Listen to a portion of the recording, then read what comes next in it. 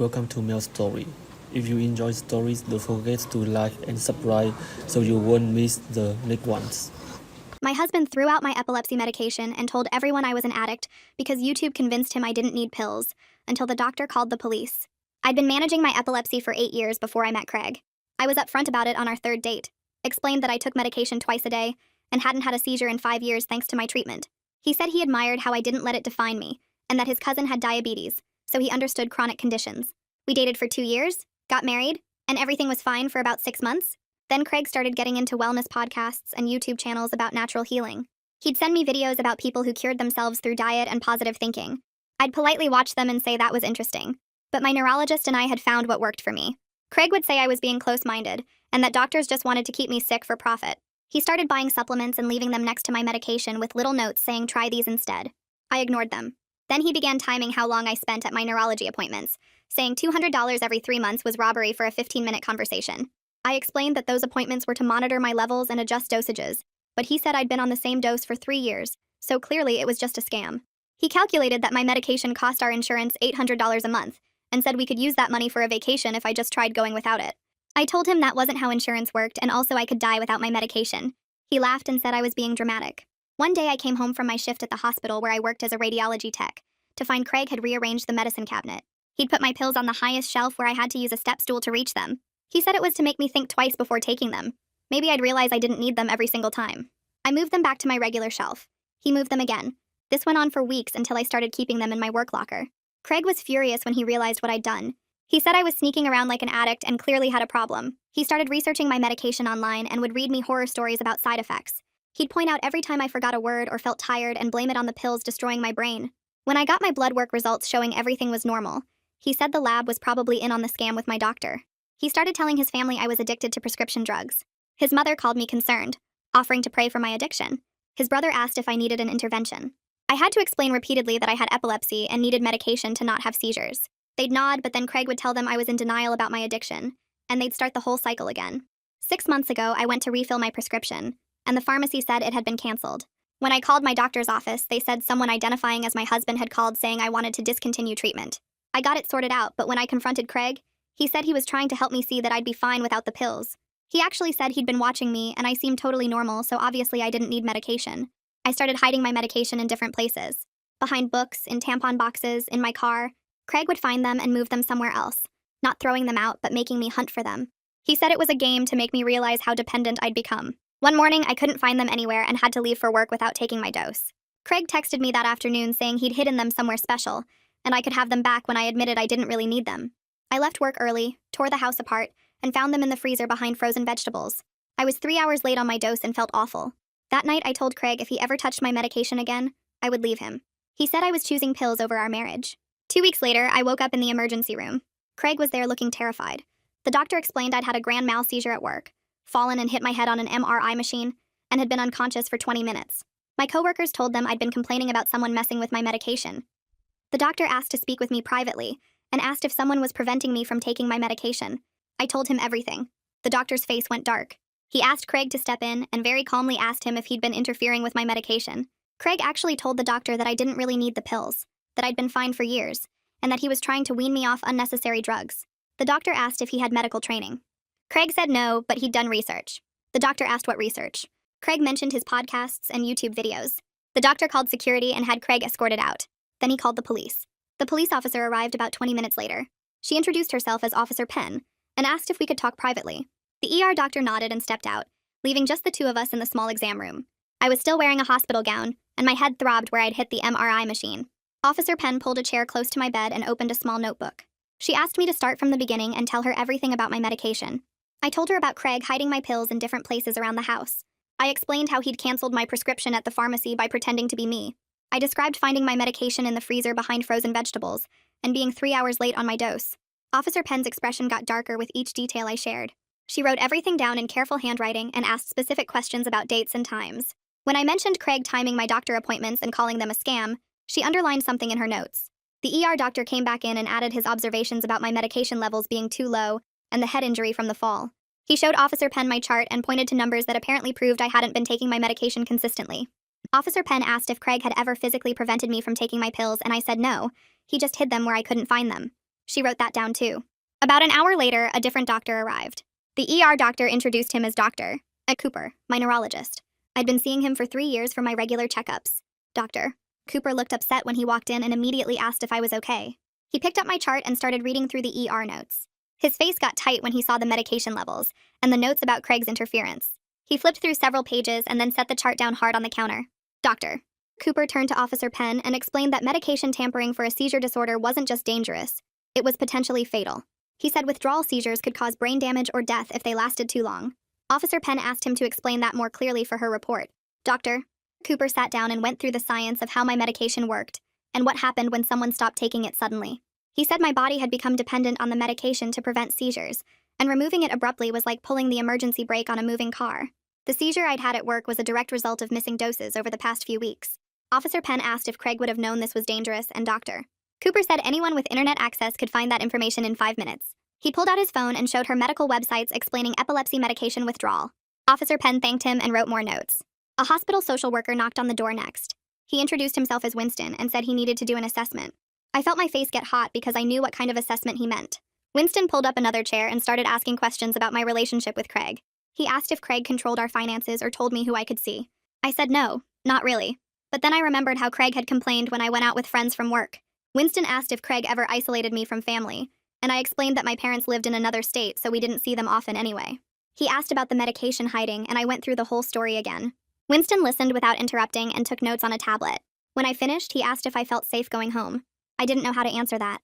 Craig had never hit me or threatened me physically.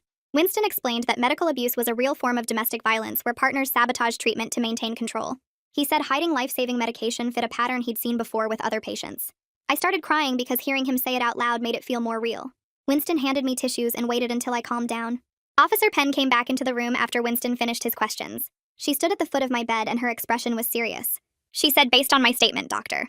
Cooper's medical opinion and the evidence of prescription tampering, they were going to arrest Craig for reckless endangerment. She added that the prosecutor might also charge him with assault depending on how the investigation went. I started crying harder because part of me couldn't believe this was actually happening. My husband was going to be arrested. Officer Penn's voice got gentler and she explained that Dr. Cooper had a legal duty to report suspected abuse.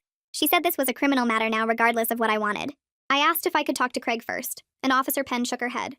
She said Craig was being held in another part of the hospital by security, and I shouldn't have contact with him. Winston added that it was normal to feel conflicted about this. He said many abuse victims struggle with guilt, even when they know they were harmed. The ER doctor came back to tell me they wanted to keep me overnight for observation because of my head injury. I nodded and asked if someone could bring me my phone from my locker at work. A nurse said she'd call the radiology department and arrange it. Officer Penn said she'd be in touch about next steps and left to process Craig's arrest. Winston gave me his card and said to call if I needed anything. After everyone left, I lay in the hospital bed staring at the ceiling. My head hurt and I felt exhausted but couldn't sleep. Around 8 that evening, Jen from work knocked on my door. She was still wearing her scrubs from her shift. She pulled a chair next to my bed and took my hand. I started crying again, and she just held my hand without saying anything for a while. When I finally stopped, Jen told me she'd known something was wrong the past few months. She said I'd been anxious and jumpy at work, always checking my phone like I was worried about something. I'd also started keeping my medication in my locker instead of taking it at home like I used to. Jen said she'd wanted to ask what was going on but didn't want to pry. I told her I wished she had asked. We sat together for almost 2 hours, and she didn't leave until visiting hours ended. A nurse came in around 10 and said Craig had tried to come back to my room. Security had stopped him at the door when he claimed he needed to apologize. The nurse asked if I wanted them to call the police if he tried again, and I said yes. She made a note in my chart and checked my vital signs. After she left, I felt relieved and guilty at the same time. Winston had said that was normal for abuse victims, but it didn't make the feeling go away. I kept thinking about Craig sitting in a police car or a holding cell somewhere. I wondered if his mother knew yet. I wondered what he was telling people about why he got arrested. The nurse came back with a sleeping pill and I took it gratefully. Dr. Cooper returned early the next morning before I was discharged.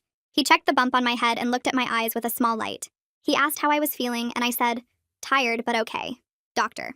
Cooper sat down and pulled out a prescription pad. He said he was adjusting my medication schedule to get my levels stable again. He wrote out very specific instructions about timing and dosage. Then he made me promise to fill the prescription immediately at the hospital pharmacy downstairs, where Craig couldn't interfere. I promised. Dr. Cooper also wrote a detailed letter documenting everything that had happened with my medication. He said the police would need it for their investigation. He put the letter in an envelope and sealed it. Before he left, he squeezed my shoulder and said he was glad I'd told the truth about what Craig had been doing. Winston stopped by again before lunch. He brought me pamphlets about a crisis counseling center and information about a domestic violence advocate who could help with the legal process. He sat down and explained very gently that what Craig did wasn't just being misguided or overly concerned. It was systematic sabotage of life-saving treatment. Winston said Craig had researched my condition, learned what would happen if I stopped taking medication, and then deliberately hidden my pills while watching for the results. That wasn't concern, it was abuse. I understood what he was saying intellectually, but it still felt surreal. My marriage had turned into something requiring police and social workers. Winston said that feeling of unreality was normal and would take time to process. He told me to call the counseling center within the next few days. They discharged me that afternoon with instructions to rest and follow up with Dr. Cooper in a week. I took a taxi home to our apartment because I didn't have my car. Walking through the front door felt wrong. Everything looked normal, but nothing felt safe anymore. I went straight to the kitchen and opened the freezer. My medication bottles were still there behind the frozen vegetables where I'd found them before. I pulled them out and lined them up on the counter. Then I started searching the apartment. I found bottles behind books on the living room shelf. I found bottles in the garage behind paint cans. I found bottles in the crawl space under the bathroom sink. Craig had been moving them to different spots every few days like some twisted scavenger hunt. I counted 14 bottles total. Some of them expired because he'd hidden them months ago. I sat on the kitchen floor surrounded by pill bottles and cried. My phone rang around 3 that afternoon. The caller ID said it was a number I didn't recognize. I answered, and a man introduced himself as Detective Drew McCarthy. He said he was assigned to investigate my case and needed to schedule a formal interview. His voice was professional and calm. He explained they were building a case for reckless endangerment and possibly additional charges depending on what the investigation uncovered. I asked what kind of additional charges, and he said they were looking at coercion and criminal mischief related to the prescription cancellation. Detective McCarthy asked about the incident at the pharmacy 6 months ago, when Craig had called pretending to be me. His voice got harder when I described it, and I could hear anger underneath the professional tone. He said someone from his office would call to set up an interview time and thanked me for my cooperation. I stayed home the next day because I couldn't face going back to work yet. My phone started ringing around 10 in the morning from a number I didn't recognize. I let it go to voicemail. Then it rang again. And again. By noon I had 7 missed calls, all from different numbers. I finally listened to the voicemails and they were all from Craig. He must have been calling from his mother's phone, his brother's phone, whoever would let him use theirs. His voice in the first message sounded panicked, saying this was all a huge misunderstanding and the doctor had overreacted. The second message he was apologizing, saying he knew he'd made mistakes but he loved me and just wanted to help. By the third message he was back to insisting he'd been trying to wean me off unnecessary medication, and I needed to understand his perspective. The fourth message said I was manipulated by doctors who profited from keeping me sick. I deleted the rest without listening. The calls kept coming all afternoon from new numbers. I turned my phone off. Karen called my work number the next morning. I was stupid enough to answer because I thought it might be about scheduling. She started crying immediately, asking how I could do this to her son. Her voice was high and shaking. She said Craig told her I'd had him arrested for trying to stage an intervention about my pill addiction. I tried to explain that I had epilepsy, that I'd had a seizure because Craig hid my medication, that I could have died. She talked right over me, saying I'd always been defensive about my drug problem, and now I was trying to destroy Craig's life because he tried to help. I told her I wasn't addicted. I had a medical condition. She said that's what all addicts say, and she was praying for me to admit I had a problem. I hung up on her. My hands were shaking so hard I knocked my coffee over. Detective McCarthy called that afternoon and asked me to come to the police station to give a formal statement. I drove there after work, and he met me in a small interview room with a recording device on the table. He was maybe 40 with gray at his temples and tired eyes. He asked me to walk him through everything that had happened with Craig and my medication, starting from the beginning. I told him about the supplements, the moved pill bottles, the canceled prescription, the freezer incident. He took notes and asked specific questions about dates and times. When did Craig first suggest I didn't need medication? When did he start hiding the pills? How many times did he move them? What exactly did he say when I confronted him? I answered everything as clearly as I could, but some of the timeline blurred together because it had been going on for months. McCarthy asked about Craig telling his family I was an addict. I explained about Karen's calls and Tyler asking about interventions and how Craig kept reinforcing the addiction narrative even after I explained about my epilepsy. McCarthy's jaw clenched when I said that. He wrote something down, pressing his pen so hard I heard the paper tear slightly. McCarthy left the room for a few minutes and came back with a folder. He sat down and opened it, turning it so I could see printouts of web searches. He said they'd gotten a warrant for Craig's laptop and pulled his internet history. The searches made my stomach drop. Epilepsy medication withdrawal symptoms. How long before seizure without medication? Seizure triggers and warning signs. Can you die from epilepsy seizure? The dates on the searches went back 4 months. McCarthy said this showed Craig had researched what would happen if I stopped taking my pills, then deliberately hidden them while monitoring for results. That wasn't concern or misguided help. That was premeditation. The charge was upgraded from reckless endangerment to something more serious, possibly assault with intent to cause bodily harm. I felt like I couldn't breathe. Seeing it laid out like that, the evidence that Craig had planned this, had researched how to make me have a seizure. McCarthy asked if I was okay, and I nodded even though I wasn't. I met with Paisley Gilbert 3 days later at the domestic violence legal clinic Winston had told me about. Her office was small but organized, files stacked neatly on metal shelves. She was maybe 50 with short gray hair and no-nonsense glasses. She asked me to tell her everything, and I went through the whole story again. When I finished, she was quiet for a moment, then said very directly that I needed a restraining order immediately. Craig's behavior was escalating. He'd shown he was willing to cause me serious physical harm, and the evidence indicated deliberate intent. She pulled out paperwork and started filling it in, asking me questions about addresses and phone numbers. I felt sick signing my name at the bottom, officially accusing my husband of abuse in legal documents. But Paisley said I couldn't go back to our apartment while Craig had access to it. She filed the paperwork that afternoon, and the hearing was scheduled for the following week. The restraining order hearing was in a small courtroom with wood paneling and fluorescent lights. Craig sat on the other side with his lawyer, a thin man in an expensive suit. Craig looked hurt and confused, like he couldn't understand why everyone was treating him like a criminal. The judge was a woman in her 60s who read through the petition with no expression. She asked me to explain what had happened.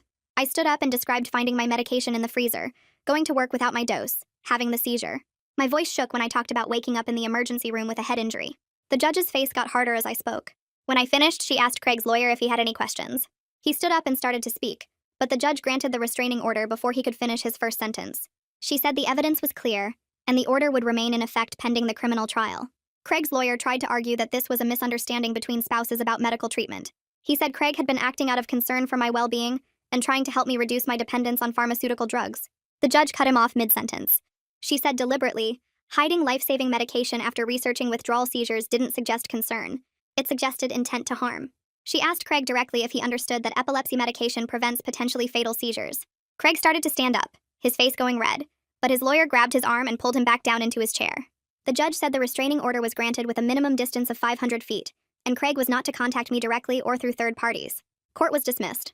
I couldn't afford our apartment on just my salary, so Jen offered to let me stay with her temporarily. She had a 2-bedroom place about 20 minutes from the hospital and cleared out her spare room, moving boxes into her garage to make space for me. We went to the apartment while Craig was at work to pack my essential stuff. I threw clothes into garbage bags and grabbed my toiletries from the bathroom.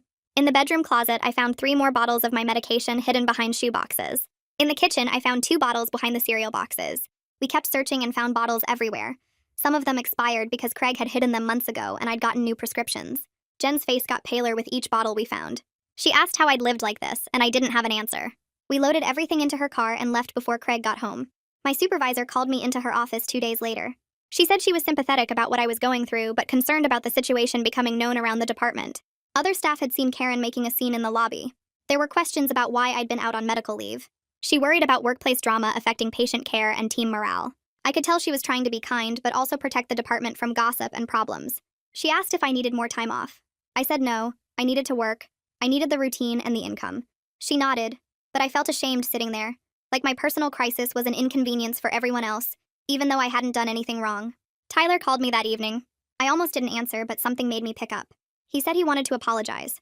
After Craig got arrested, he'd looked up epilepsy online and read about seizure disorders and medication management. He realized Craig had been completely wrong about everything. He said he felt terrible for asking me about interventions and not questioning Craig's addiction story more carefully. Then he told me Karen had been calling extended family members, trying to get them to pressure me into dropping the criminal charges. She was telling everyone I was vindictive and trying to ruin Craig's life over a misunderstanding. Tyler said he'd told her to stop, but she wasn't listening to anyone. She believed Craig's version where he was trying to save me from pharmaceutical dependency, and I was too addicted to see it. I thanked Tyler for calling and for believing me now.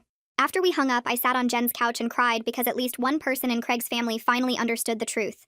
Detective McCarthy called 3 days later while I was stacking inventory in the supply room at work.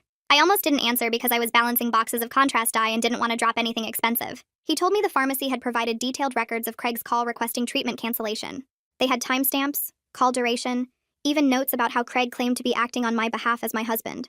The detective said they were adding charges of coercion and criminal mischief on top of the reckless endangerment. I sat down on a box because my legs felt wobbly.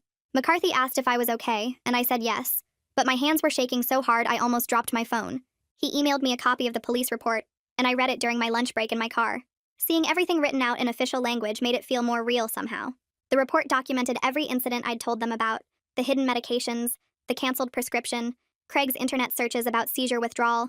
Reading the words, "suspect deliberately endangered victim's life through systematic medication interference," made my stomach hurt. I'd been living with this for months, but somehow the formal documentation made it more horrifying than when it was just happening to me. Winston had recommended a therapist who specialized in domestic abuse, and I finally called her office that week. The receptionist got me an appointment for the next day, which seemed impossibly fast, but she said they prioritized emergency referrals. The therapist's name was Dr. Reeves, and her office was in a converted house near the hospital with comfortable chairs and soft lighting. I sat down and she asked me to tell her what brought me in. I opened my mouth to explain and just started crying instead. She handed me a tissue box and waited quietly while I cried for probably 10 minutes straight. When I finally stopped, she asked gentle questions about Craig and the medication tampering. I kept apologizing for crying and she told me to stop apologizing, that crying was a completely normal response to abuse. I said it wasn't really abuse though because he never hit me or yelled at me. Doctor. Reeves leaned forward and said medication tampering was absolutely abuse. She explained that what Craig did was a form of control designed to make me dependent on him and doubt my own judgment about my health needs. He wanted me to question whether I really needed the medication, so I'd rely on his opinion instead of my doctor's. The more she talked, the more I realized how calculated his behavior had been. It wasn't misguided concern, it was systematic manipulation. By the end of the session, I felt exhausted, but also like someone finally understood what had happened to me. I was doing paperwork at the radiology desk 2 days later when the receptionist called security. I looked up and saw Karen in the lobby trying to push past the front desk staff. She was demanding to see me and saying she had a right to talk to her daughter-in-law. The security guard approached her calmly, but she started raising her voice about how I was destroying her son's life over a misunderstanding. Other people in the waiting room were staring, and some were recording on their phones. I ducked behind the desk hoping she wouldn't see me, but one of the other techs pointed in my direction. Karen started walking toward the radiology department entrance, and the security guard had to physically block her path. She was yelling now about how I needed to drop the charges and stop being vindictive. The guard called for backup, and another security officer arrived to help escort her out. Karen was still shouting as they walked her to the exit, saying I was tearing their family apart and Craig had only been trying to help me. My coworker stood frozen watching the whole scene unfold. After security got her outside, I went to the bathroom and locked myself in a stall. My whole body was shaking and I felt like I might throw up. When I came back out, everyone was whispering and staring at me. Suddenly, my personal crisis wasn't private anymore. Everyone at work knew my business. The next few days at work were miserable. Some coworkers were supportive and asked if I was okay or needed anything, but others started avoiding me in the break room. I'd walk in and conversations would stop abruptly. People would find reasons to leave when I sat down. On Thursday, I was restocking supplies in the MRI prep area and overheard 2 techs talking in the hallway. One of them said I must have done something to provoke Craig if he went that far. The other one agreed and said there were always 2 sides to every story. They wondered if maybe I really did have a pill problem and was making Craig look bad to cover it up. I stood there frozen behind the door holding a box of sterile gloves. They kept talking about how Craig seemed like such a nice guy when he'd visited me at work before. Maybe I was exaggerating what happened or playing victim for attention. I waited until they left before coming out of the prep room. The isolation at work made everything so much harder, because the hospital used to feel like a safe professional space where I was respected and competent. Now I felt like people were judging me and questioning my version of events. I started eating lunch in my car to avoid the break room entirely. Paisley called me that Friday to say she was filing divorce papers on my behalf. She'd prepared everything citing abuse and irreconcilable differences. I signed the papers at her office feeling numb. She explained Craig would be served within a few days and would have time to respond. I asked if he could contest it, and she said yes. But given the criminal charges and restraining order, most judges would grant the divorce quickly. 2 weeks later, Paisley called saying Craig had contested the filing. His lawyer sent a response letter claiming I was mentally unstable due to my epilepsy medication. The letter said I was making false accusations against Craig because the medication affected my judgment and perception of reality. It said I needed psychiatric evaluation before any divorce proceedings continued. Paisley read me parts of the letter over the phone and I felt sick. Seeing those words about myself, that I was mentally unstable and couldn't be trusted to know what happened to me, made me feel crazy. Paisley assured me this was a standard intimidation tactic that abusers used. She said Craig's lawyer was trying to make me doubt myself and scare me into dropping everything. But reading those accusations still made me question whether I was overreacting or misremembering things. Maybe Craig really had been trying to help, and I was too dependent on medication to see it clearly. Paisley must have heard something in my voice because she firmly told me not to let his lawyer's words get in my head. She said we had medical records, police reports, and witness statements proving everything I'd said was true. Doctor. Cooper called Paisley directly after she contacted his office about Craig's claims. He spent an entire afternoon writing a detailed rebuttal letter explaining that my epilepsy medication didn't cause mental instability. The letter included years of medical records showing stable treatment and completely normal neurological exams. He documented every appointment, every blood test, every cognitive assessment I'd ever done. The records showed my brain function was normal, my memory was normal, my judgment was normal. Doctor. Cooper wrote that epilepsy medication stabilized brain activity. It didn't impair cognitive function. He explained that my medication levels had always been therapeutic and appropriate. The only time I'd shown any problems was when Craig interfered with my medication access, causing the seizure and head injury. Paisley called me after receiving the letter and said it completely destroyed Craig's argument before it could gain any traction. She sounded excited, saying no judge would question my competency after reading Dr. Cooper's documentation. I felt grateful but also sad that my own doctor had to spend hours defending my sanity because my husband was trying to paint me as unstable. The prosecutor handling Craig's criminal case wanted to meet with me about testimony. Her office was downtown in a building that smelled like old coffee and floor cleaner. She was younger than I expected, maybe early 30s, with dark hair pulled back in a tight bun.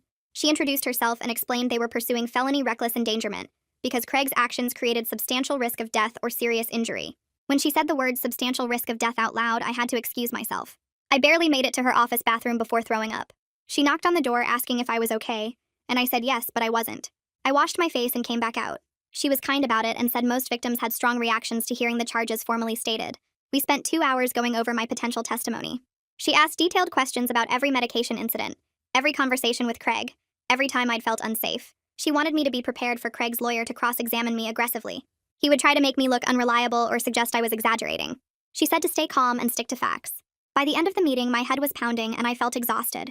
Driving home, I kept thinking about the phrase substantial risk of death and how close I'd come to not surviving Craig's help. Our mutual friends started reaching out with messages from Craig. He was asking them to tell me he was sorry and wanted to go to couples counseling together. He said we could work through this if I'd just talk to him. One friend texted saying Craig seemed really remorseful, and maybe I brought the messages to my therapy session and Dr. Reeves got very serious. She warned me this was a common abuse tactic. Abusers often try to use counseling as another way to manipulate and control their victims. She said counseling with an abuser was dangerous because they manipulate the therapeutic process to make themselves look reasonable while further gaslighting the victim. A good therapist wouldn't even agree to couples counseling in cases of abuse. They'd refer each person to individual therapy instead. Dr. Reeves told me firmly not to have any contact with Craig, not even through friends. I texted everyone back saying I couldn't have contact with Craig and needed them to respect that boundary. Some friends understood, but others stopped talking to me entirely. One friend responded saying I was being dramatic and destroying a marriage over a disagreement about medication. Another said I should be more forgiving since Craig was trying to make amends. Losing friends hurt almost as much as losing my marriage because I realized they'd never really understood what Craig did to me. My follow-up appointment with Dr. Cooper came exactly 1 month after the hospital seizure. He checked my medication levels and they were finally stable again. I hadn't had any breakthrough seizures since being released from the hospital. He seemed pleased with my progress and said we'd continue monitoring closely. But then he asked about my medication routine, and I had to admit I'd developed serious anxiety around it. I was checking and rechecking that I'd taken my pills multiple times a day. I kept the bottles with me constantly. In my purse, in my car, next to my bed. I'd wake up in the middle of the night panicking that someone had hidden them. Sometimes I'd check the bottle 6 or 7 times in an hour to make sure the pills were still there. Dr. Cooper listened quietly and said this hypervigilance was a trauma response. My brain was trying to protect me from the danger I'd experienced by staying constantly alert. He said it was completely understandable given what Craig had done, but I needed help managing it. He referred me to a psychiatrist who specialized in medical trauma. I felt embarrassed admitting how anxious I'd become, but Dr. Cooper assured me trauma responses were normal reactions to abnormal situations. He said getting help now would prevent the anxiety from getting worse or interfering with my treatment long term. My supervisor called me into her office the week after Karen's scene in the lobby. She closed the door and asked me to sit down. She said the hospital administration was concerned about the incident and its impact on workplace environment. Some staff had complained about feeling uncomfortable with the drama. There were worries about what would happen if Karen came back, or if other family members showed up. My supervisor said they needed to put me on modified duty temporarily while things settled down. Modified duty meant working in the file room organizing records instead of doing patient scans. It meant being away from the department I loved and the work I was good at. She kept saying it was temporary and for everyone's safety, but I knew what it really meant. The administrators were worried about liability if I had another seizure at work. They were worried about more scenes with Craig's family disrupting operations. I was demoted because my personal crisis was inconvenient for the hospital. I said I understood even though I wanted to scream. My supervisor looked relieved and said she appreciated my flexibility. Walking back to collect my things from the radiology department, I felt the demotion like a physical weight. I'd worked so hard to build my career and now I was filing papers in a basement office because my husband had tried to kill me, and his mother couldn't accept it. The file room became my prison for the next 2 weeks, sorting decade-old patient records in a windowless basement office that smelled like dust and forgotten paperwork. I kept my phone on my desk with the volume turned all the way up, checking it every few minutes even though nobody was calling. My coworkers from radiology stopped by the first few days with sympathetic looks and offers to grab me coffee, but those visits tapered off quickly. People didn't know what to say to someone whose husband tried to kill them by hiding their medication, so they stopped trying. I ate lunch alone at my desk instead of in the cafeteria where I might run into Karen again, or face more awkward questions from people who'd heard rumors but didn't know the full story. Detective McCarthy called me on a Thursday afternoon while I was alphabetizing files from 2015. He asked if I could come down to the station because he had some things to show me about the investigation. I left work early and drove to the police station with my hands shaking on the steering wheel. McCarthy met me in a small conference room with folders spread across the table and his laptop open to what looked like spreadsheets. He explained they'd executed a search warrant on Craig's computer and phone as part of the criminal investigation. What they found was worse than I'd imagined. Craig's YouTube watch history went back 18 months and contained hundreds of hours of alternative medicine content. McCarthy clicked through screenshots showing video after video about pharmaceutical conspiracies, natural healing, and people claiming they'd cured themselves of various conditions by rejecting Western medicine. There were channels dedicated entirely to epilepsy, with titles like "Big Pharma Doesn't Want You to Know This," and "I Cured My Seizures Without Drugs."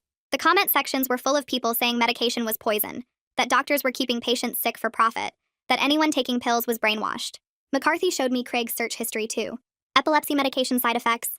How long before seizure without medication? Epilepsy medication withdrawal timeline. Can you die from epilepsy seizure? The searches painted a picture of someone researching exactly what would happen if I stopped taking my pills.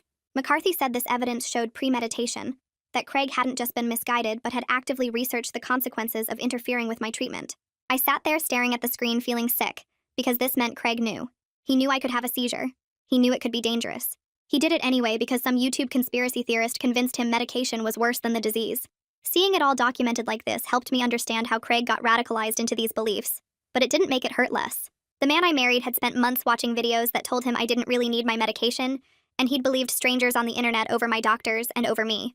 I drove home to Jen's apartment in a daze and found a voicemail from Tyler waiting on my phone. He said he needed to talk to me about something important regarding Craig's case. I called him back and he answered on the first ring. Tyler said he'd been thinking about everything that happened, and he wanted to testify on my behalf if it would help. He told me Craig had tried to convince him to stop taking his blood pressure medication last year, saying it was a scam and that pharmaceutical companies just wanted to keep people dependent on pills. Tyler had laughed it off at the time because he figured Craig was just going through a weird phase with the wellness stuff. But now he realized how serious Craig's beliefs had become. Tyler said he felt guilty for not taking it more seriously when Craig was spouting that nonsense, that maybe if he'd pushed back harder, Craig wouldn't have gone after my medication. I told Tyler it wasn't his fault and thanked him for offering to testify. His support meant a lot, especially coming from Craig's own brother. But it also made me realize Craig's dangerous beliefs extended beyond just me. He'd tried to talk his brother out of taking necessary medication too. How many other people had Craig tried to influence with his anti-medication crusade? I wondered if he'd bothered any of our friends or his coworkers with his theories about big pharma conspiracies. Tyler promised to reach out to the detective and the prosecutor to offer his testimony. He said he wanted to make sure everyone understood this wasn't just about me, that Craig had a pattern of trying to interfere with people's medical treatment. The divorce proceedings started moving forward and Paisley filed the initial paperwork. Craig contested everything immediately and hired a lawyer who seemed determined to make the process as difficult as possible. 2 weeks after the initial filing, Paisley called me furious because Craig's lawyer had subpoenaed my medical records. They were trying to prove I'd been non-compliant with my treatment, suggesting I'd missed doses on my own, and was now blaming Craig to avoid taking responsibility. Paisley filed an emergency motion to block the subpoena, arguing that the criminal case had already established Craig's interference, and my medical records were protected. We had a hearing in front of the judge who'd granted my restraining order. She looked annoyed when Craig's lawyer tried to argue that my medical history was relevant to the divorce proceedings. The judge denied the subpoena request, stating flatly that the criminal investigation had documented extensive evidence of Craig tampering with my medication, and there was no basis for questioning my compliance. Craig sat across the courtroom glaring at me like I was the one who'd betrayed him, like I'd done something wrong by reporting what he did. His expression reminded me of all the times he'd accused me of being dramatic or close-minded when I refused to stop taking my medication. Even now, facing criminal charges and divorce, he still seemed to think he was the victim in this situation. Paisley whispered that the judge's ruling was a good sign for the divorce proceedings, that Craig's lawyer was grasping at straws.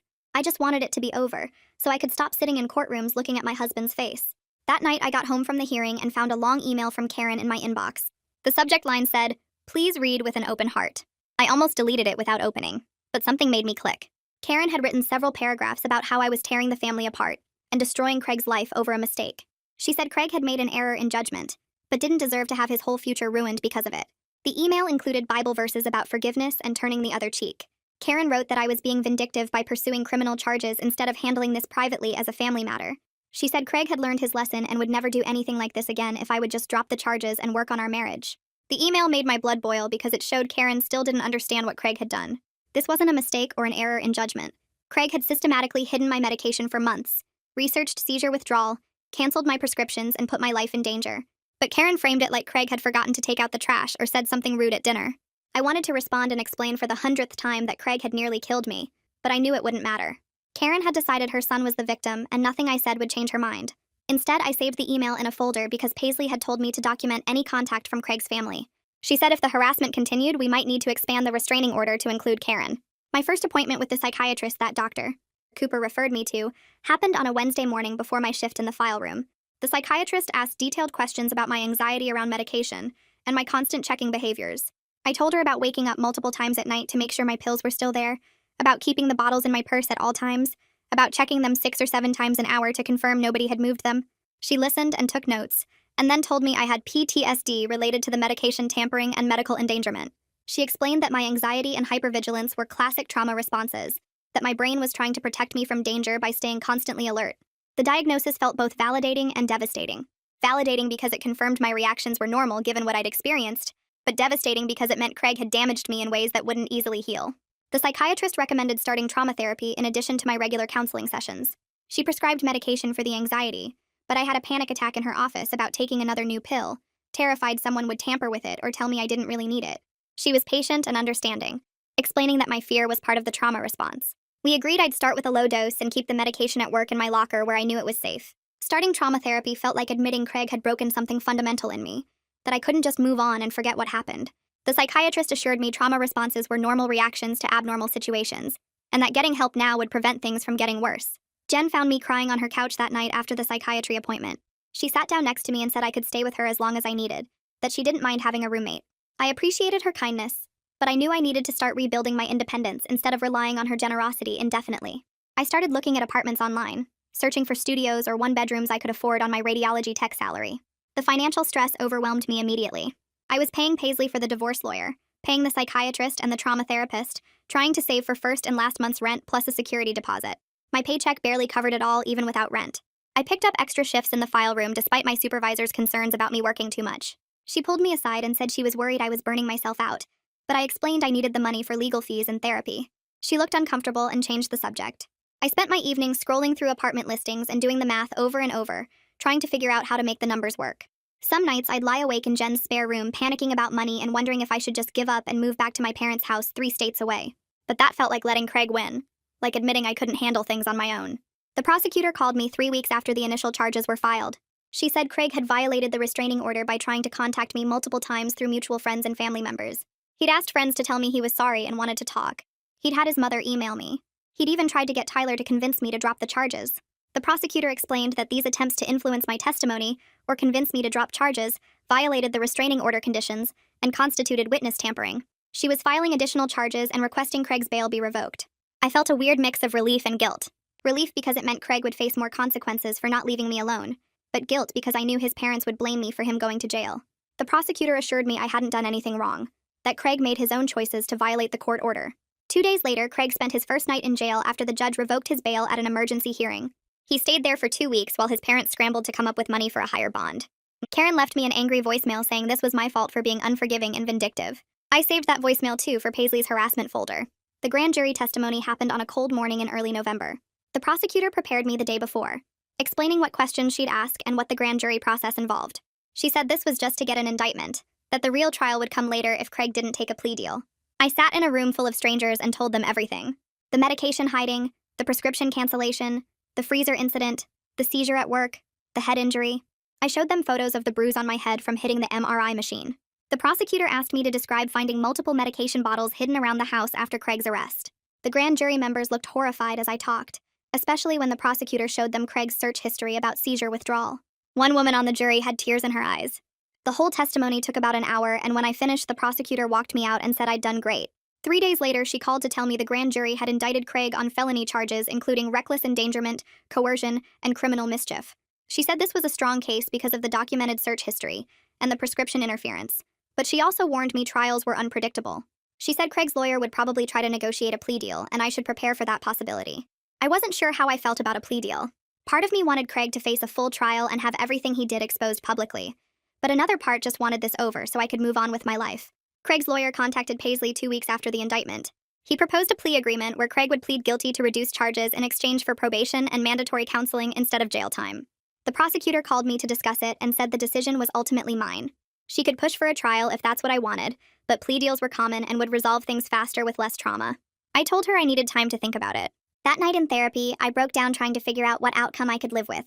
My therapist helped me work through my conflicting feelings. I wanted Craig to face serious consequences for nearly killing me, but I also wanted to stop thinking about him every day. A trial meant months more of court dates and testimony and seeing his face. A plea deal meant it would be over sooner, but Craig might get off easier than he deserved. My therapist said there was no wrong answer, that I needed to decide what would help me heal and move forward.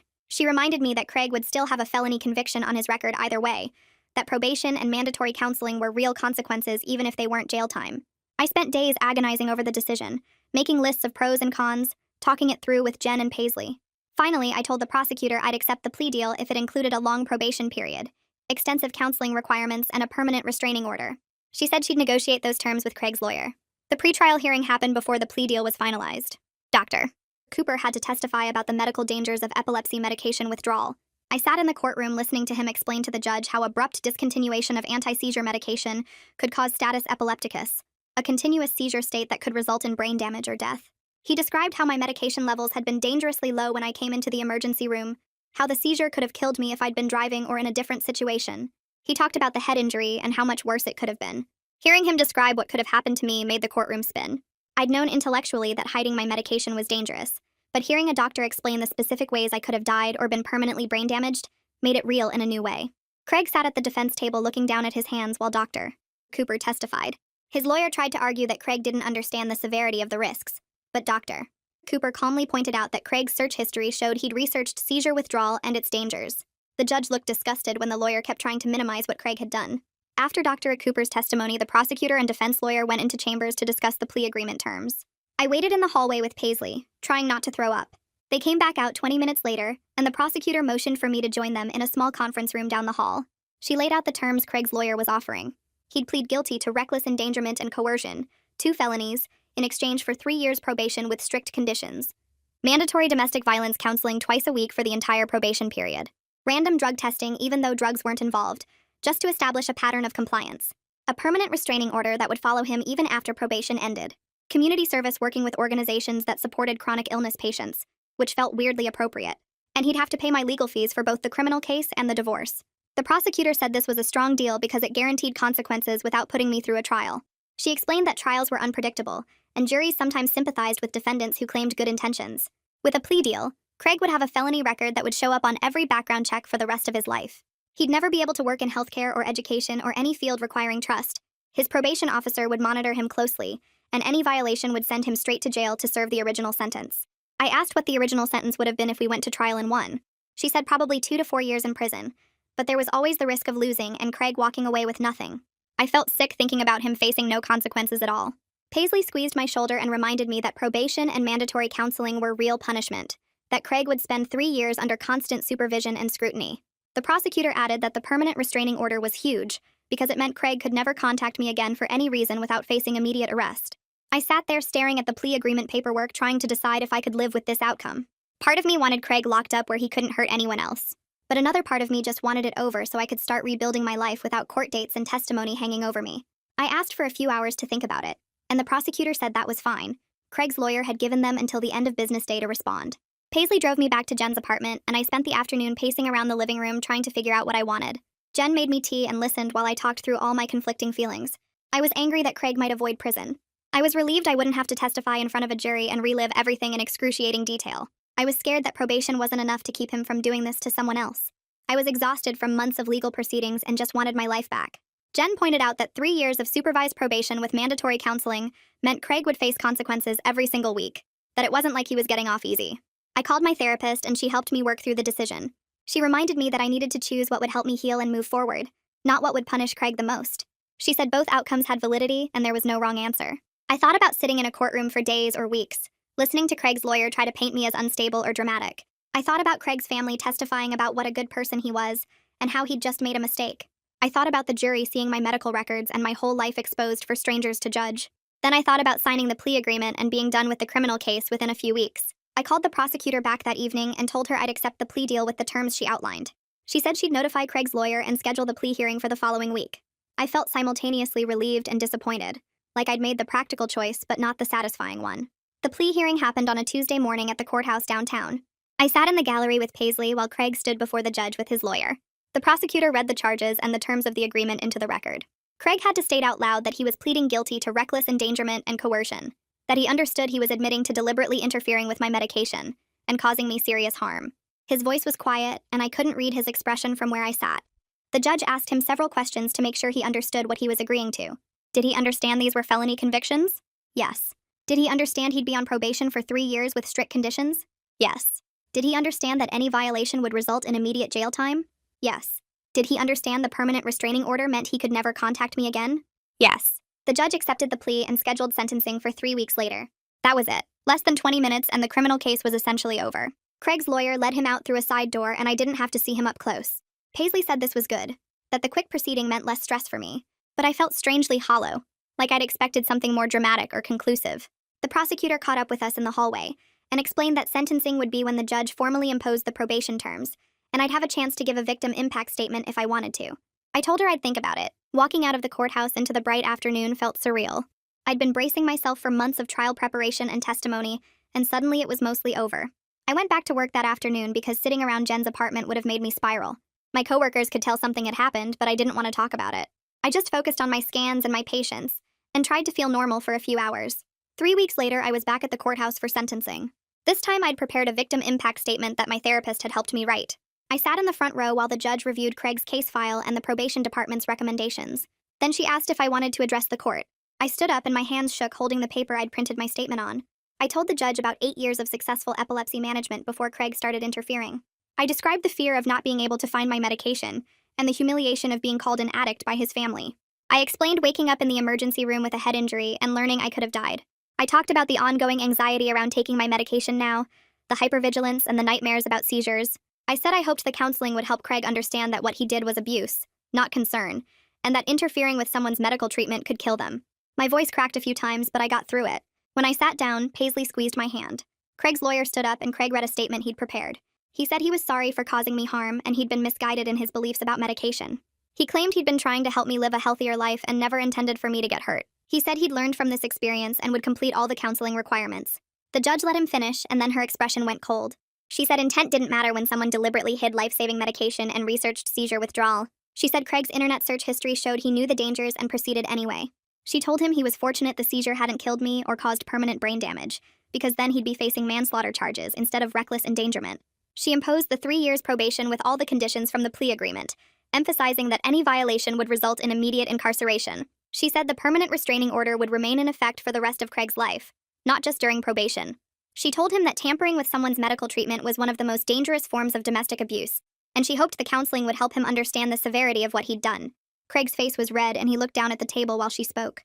When the judge dismissed us, I felt this rush of validation hearing her describe Craig's actions as abuse and dangerous. It wasn't the prison sentence part of me had wanted, but it was something. 2 weeks after the sentencing, Paisley called to tell me the divorce was finalized. I didn't have to attend the final hearing because we'd already agreed on all the terms through our lawyers. I got to keep my car and all my personal belongings. Craig had to pay my legal fees for both the criminal case and the divorce, which came to almost $15,000. We didn't have much in terms of shared assets because we'd only been married 2 years, and most of our furniture came from his family. I didn't want any of it anyway. Paisley sent me the final decree by email, and I stared at it for a long time. Legally, I was no longer married to Craig. The worst chapter of my life was officially closed. I should have felt relieved or happy, but mostly I just felt tired. That night, I treated myself to take out from my favorite Thai restaurant and ate it alone in Jen's spare room. It felt like such a small, quiet ending to something that had consumed my entire life for months. A few days later, I got an email from Karen. The subject line said, "Praying for peace," and I almost deleted it without reading. But curiosity got the better of me. She wrote that she was praying for me to find peace and forgiveness, that holding on to anger would only hurt me in the long run. She said Craig had made mistakes, but he was still her son, and she hoped someday I could see that he'd been trying to help in his own misguided way. She included several Bible verses about forgiveness and letting go of bitterness. I read it twice and then deleted it without responding. My therapist had been working with me on setting boundaries and recognizing that I didn't owe anyone forgiveness I didn't feel. Karen wanted me to absolve Craig, so she could feel better about her son being a felon. That wasn't my responsibility. I didn't need to prioritize her comfort over my own healing. Deleting that email felt like taking back a small piece of power. Tyler called me a few weeks after the divorce was finalized. We'd stayed in occasional contact, and he'd been one of the few members of Craig's family who actually apologized and meant it. He told me Craig had moved to another state to live with a cousin. Apparently, Karen had been driving him crazy with her constant hovering and attempts to control his probation requirements. Craig needed distance from the family drama. Tyler said it almost like he expected me to have an opinion about it. I realized I felt absolutely nothing hearing this news. Craig moving away didn't make me happy or sad or relieved. He was just gone from my life, and that was fine. My therapist said later that the lack of emotional reaction was actually a good sign, that it meant I was detaching in a healthy way. Craig wasn't taking up space in my head anymore. 6 months after the seizure, I had my regular appointment with Dr. Cooper. I'd been seeing him every 3 months since the incident to monitor my medication levels and make sure everything stayed stable. He reviewed my latest blood work and said my levels were perfect. No breakthrough seizures, no concerning fluctuations, everything exactly where it should be. He leaned back in his chair and told me he was proud of how I'd advocated for myself by reporting the abuse. He said a lot of patients didn't survive partners who tampered with their medical treatment, that I'd been lucky the seizure happened at work where people could help me immediately. If it had happened while I was driving or in the shower or somewhere else alone, I might have died. His words hit me hard, even though I'd known intellectually how dangerous the situation had been. Hearing him say it out loud made it real in a way it hadn't been before. I started crying in his office, and he handed me tissues and waited patiently while I pulled myself together. He said the important thing was that I was safe now and my epilepsy was well managed again. He adjusted my appointment schedule to every 6 months since I'd been so stable. Walking out of his office that day, I felt this weird mix of gratitude and grief. Grateful that I'd survived and had doctors who took the danger seriously. Grieving for the person I'd been before Craig's interference, before I learned that someone who claimed to love me could put my life at risk. I found a support group for survivors of medical abuse through the crisis center Winston recommended. The first meeting, I walked into a community center basement and saw 8 other people sitting in a circle, and I almost turned around and left because admitting I needed this felt like admitting how broken I was. But the facilitator smiled and gestured to an empty chair, so I sat down. A woman named Sarah went first and talked about her ex-husband hiding her insulin and telling her she was being dramatic about her diabetes. Another person described a partner who threw out their inhaler during an asthma attack because they believed breathing exercises would work better. Someone else shared how their boyfriend sabotaged their antidepressants by replacing pills with vitamins, saying mental illness wasn't real. I listened to story after story of people whose partners had interfered with life-saving medication, and the pattern was always the same. Control disguised as concern. Gaslighting about medical necessity. Isolation from doctors and support systems. When it was my turn, I told them about the freezer incident and the seizure, and everyone nodded like they understood completely. No one looked shocked or asked what I'd done to provoke it.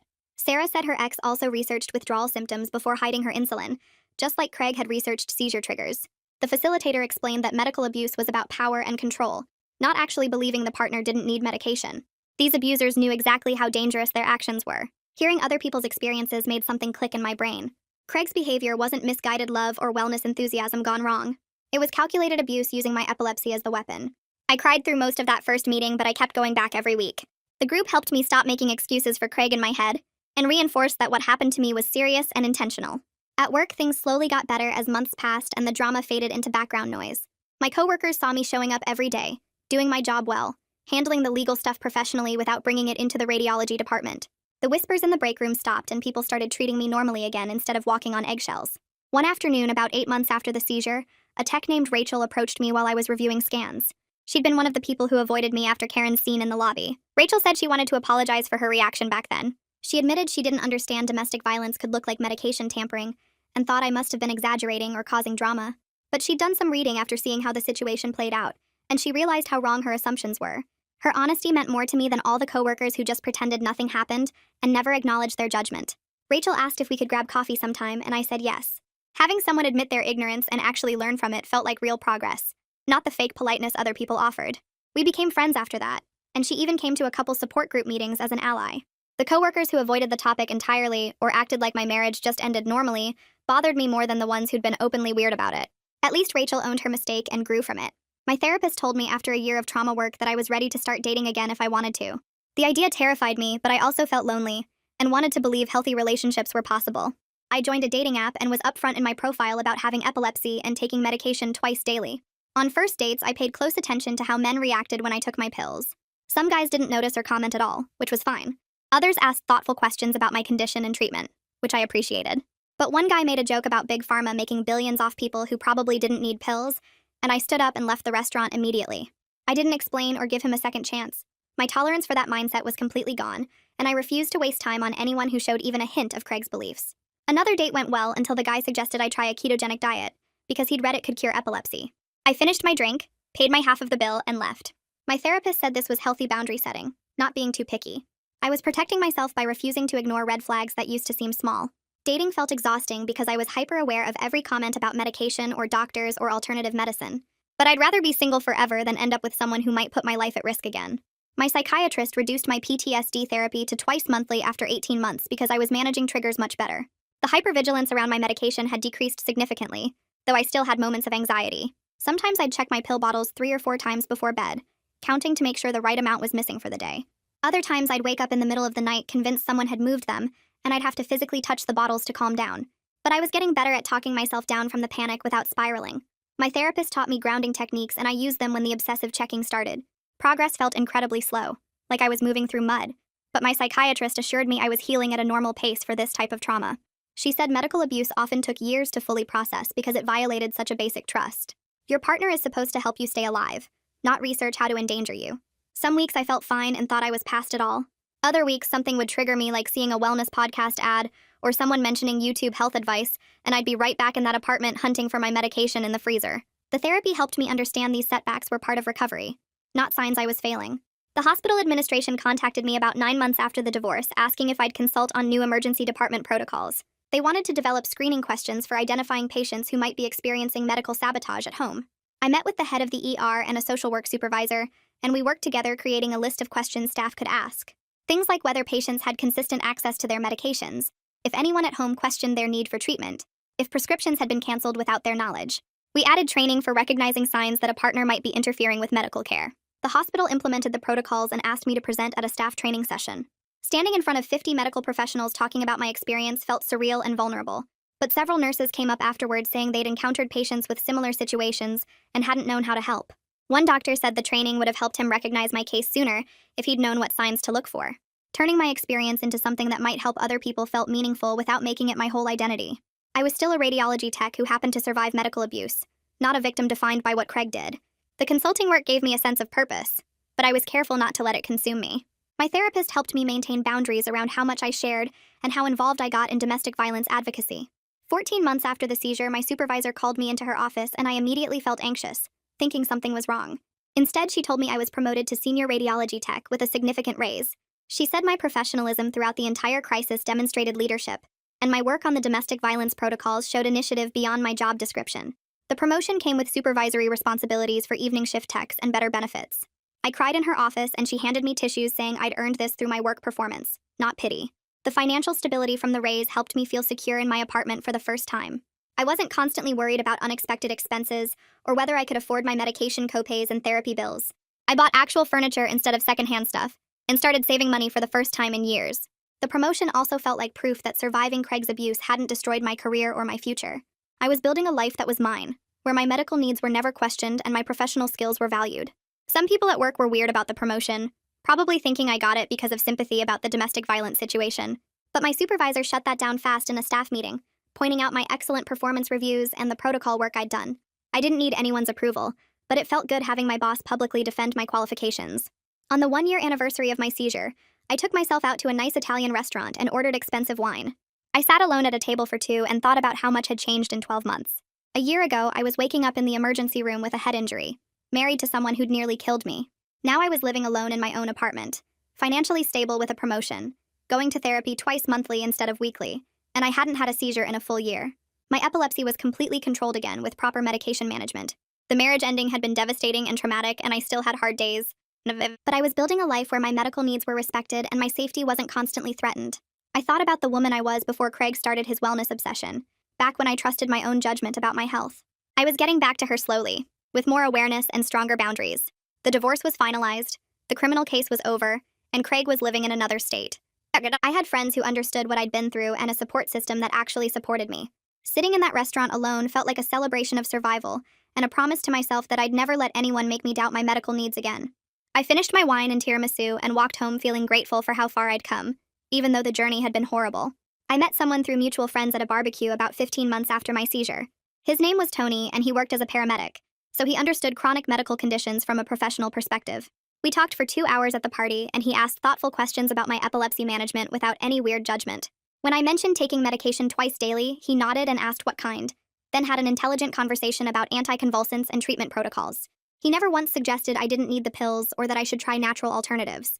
We exchanged numbers and started texting, then went on a few dates. On our third date, I took my evening medication at the restaurant, and Tony asked if I'd taken my morning dose. I said yes, and he smiled, saying he just wanted to check. A week later, he set phone reminders labeled with my name to check that I took my evening pills. The first time he texted asking if I'd taken my medication, I started crying at work. Jen asked what was wrong, and I showed her the text message. She hugged me and said this was what care looked like, not control. Tony was checking because he wanted me safe and healthy, not because he was monitoring my dependence or trying to prove I didn't need pills. The difference felt massive. When I explained why I was crying, Tony was horrified and apologized, worried he'd triggered me. I told him the reminder was perfect and meant everything to me. He said his job taught him that medication compliance kept people alive, and he'd never questioned someone's treatment plan. That conversation made me believe healthy relationships might actually be possible after abuse. My relationship with Tony developed slowly over the next few months, and I was completely honest about my trust issues and trauma around medication. I told him about Craig hiding my pills and researching seizure withdrawal, about the freezer incident and waking up in the emergency room. Tony listened without interrupting and said he was sorry I'd gone through that. He promised he'd never touch my medication or question my doctor's treatment plan. His consistency proved he meant it. He never moved my pill bottles or made comments about pharmaceutical companies or suggested alternative treatments. When I had moments of anxiety about my medication, he'd calmly help me check that I'd taken it, never making me feel crazy for needing reassurance. He met my therapist's criteria for healthy partner behavior, and she said I was doing good work maintaining boundaries while letting someone new in. Tony was patient with my hypervigilance and understood when I needed space to process triggers. He came to a support group meeting with me as a guest and listened to other survivors' stories, then thanked me for trusting him enough to share that part of my life. His respect for my medical autonomy helped me believe I could have a relationship where my epilepsy was just a normal part of life, not a weapon someone used against me. We moved slowly, and I never felt rushed or pressured. He understood that rebuilding trust after medical abuse took time, and he was willing to prove himself consistently through his actions. 2 years after my seizure, I had my regular appointment with Dr. Cooper, and he reviewed my charts with a satisfied expression. I'd been seizure-free for 24 months with perfect medication compliance and stable blood levels. He said this 3-year milestone qualified me to reduce monitoring appointments from every 6 months to twice yearly. Dr.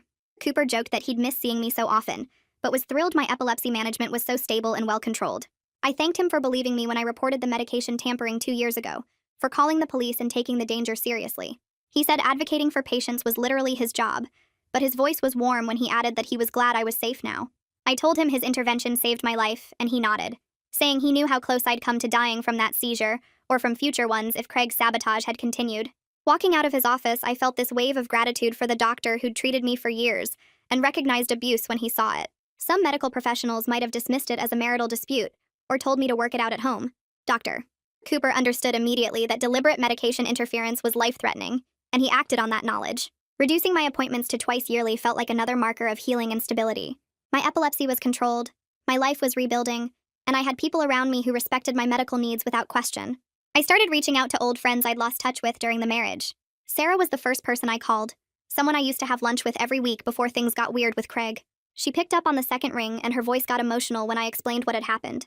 She admitted she'd been worried about how I'd pulled away from everyone, but didn't know how to bring it up without seeming nosy. We met for coffee the next week, and she brought up specific things she'd noticed, like how I stopped coming to group dinners and always had excuses about Craig needing me home. I told her I didn't blame her for not saying anything because I wouldn't have listened back then. She introduced me to 2 other friends from our old group, and we had an honest conversation about the warning signs they'd all seen. They mentioned how I'd stopped talking about my hobbies, how I always checked my phone anxiously, how I made myself smaller in conversations. Hearing them describe my behavior from the outside made me realize how much I'd changed without noticing. We made plans to meet regularly, and it felt good rebuilding connections with people who knew me before Craig. 3 months later, I got a text from Tyler inviting me to his wedding. I stared at my phone for a solid minute, trying to figure out if it was some kind of mistake. He called that evening and said he wanted me there because I was family for 2 years, and what happened with Craig didn't change that. The wedding was small, and I almost didn't go, but my therapist encouraged me to face it. Several of Craig's aunts and uncles approached me quietly during the reception to apologize for believing the addiction story. His uncle pulled me aside and said he felt terrible for not questioning Craig's claims more carefully, especially since I'd always seemed responsible and put together. Karen wasn't there, and when I asked Tyler about it, he said she'd refused to come because I was invited. He told me she was still insisting Craig had done nothing wrong and was persecuted for trying to help his sick wife. Tyler said it sadly, like he knew his mother was wrong but couldn't get through to her. I realized her denial wasn't my problem to fix anymore, and that felt freeing in a way I hadn't expected. My therapist told me during our next session that we were moving to monthly maintenance appointments instead of weekly intensive therapy. She said I'd done remarkable work processing the abuse and rebuilding trust in my own judgment. We'd spent months unpacking how Craig's gaslighting had made me doubt my medical needs and my perception of reality. She pointed out that I was setting healthy boundaries in my new relationship, communicating clearly about my needs and not accepting behavior that made me uncomfortable. I still had moments where I got anxious about my medication, checking the bottles multiple times or panicking if I couldn't immediately find them, but those moments were getting less frequent and I could usually talk myself down without spiraling. The anxiety didn't control my daily life anymore, and I'd learned coping strategies that actually worked. She reminded me that trauma recovery wasn't linear, and I might have setbacks, but the overall trajectory showed real healing. 8 months into dating my partner, we started looking at apartments we could afford together. The conversation about moving in together felt completely different from when I'd moved in with Craig. We sat down and had explicit discussions about respecting each other's medical needs and personal boundaries. I told him about my anxiety around medication, and he suggested we set up a shared space in the bathroom where both our prescriptions would go, so mine wouldn't feel singled out or monitored. We talked about division of household responsibilities, financial contributions, and what we'd do if conflicts came up.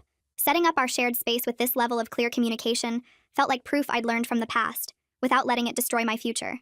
He never made me feel crazy for needing these conversations, or like I was being too cautious. When we unpacked my medication bottles in our new bathroom, he asked where I wanted them, and then never touched them again, unless I specifically asked him to grab them for me. My supervisor called me into her office 6 weeks after we moved, and I immediately got nervous thinking something was wrong. Instead, she told me the hospital was promoting me to lead tech supervising the evening shift radiology team.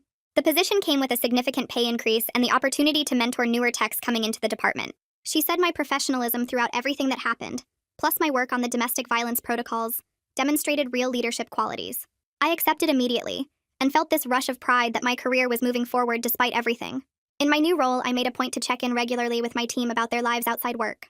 I watched for signs of the kind of control I'd experienced, like people becoming isolated or anxious, always checking their phones, making excuses to leave early or stay late to avoid going home. I couldn't save everyone, but I could create an environment where people felt safe talking about problems before they became dangerous.